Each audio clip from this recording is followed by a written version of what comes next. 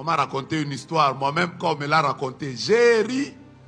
On m'a raconté une histoire de quelqu'un qui a quitté la République démocratique du Congo. Il a eu son visa américain. Il a pris son avion. Il est allé aux États-Unis. Il arrive en Europe, il prend sa correspondance, il va aux États-Unis.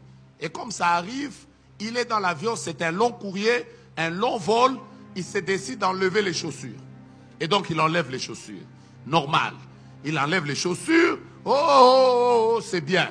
Après un moment, le pilote annonce que bientôt nous sommes arrivés sur le sol américain, nous allons atterrir. Donc, ils atterrissent. Quand ils atterrissent, réflexe normal, tout le monde commence à chercher ses effets. Il cherche ses chaussures, il ne les voit pas. Il cherche les chaussures, il ne les voit pas. Il regarde à côté, il pose la question au voisin, il ne voit pas. Il regarde, il ne voit pas. Il cherche, il ne voit pas. L'avion atterrit, tout le monde descend. On lui demande à lui de descendre. Il pose la question aux hôtesses, on cherche les chaussures, partout on ne voit pas. Et après les hôtesses disent, monsieur, on va préparer l'avion pour le prochain vol. Tu dois descendre. Et donc il descend. Et là, il se dirige vers l'immigration. Et quand il arrive, l'agent de l'immigration est dans le box. Il le voit venir. Il se pose la question, pourquoi il est pieds nus?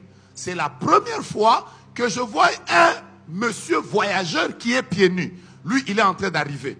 Après, quand il arrive, l'agent lui pose la question, où sont tes chaussures? Dans l'avion. Comment? Oh, je les ai laissées là. Pourquoi tu n'as pas mis? Directement, l'agent s'est dit, c'est un fou. Je ne peux pas le faire entrer dans mon pays. Il appose un cachet de refus. Et donc, on le refoule. Il rentre dans l'avion. Il rentre au Congo. Quand il arrive au Congo, il se décide maintenant d'aller parler aux membres de sa famille. Il leur dit, je n'ai pas compris, voici ce qui m'est arrivé. Il va parler à sa tante. Quand il parle à sa tante, il parle à sa tante, il parle à sa tante. Sa tante lui dit, ah bon, c'est ce qui t'est arrivé? Ah bon, c'est vrai? Ah, bon, écoute, avant qu'on continue la conversation, entre d'abord dans la cuisine.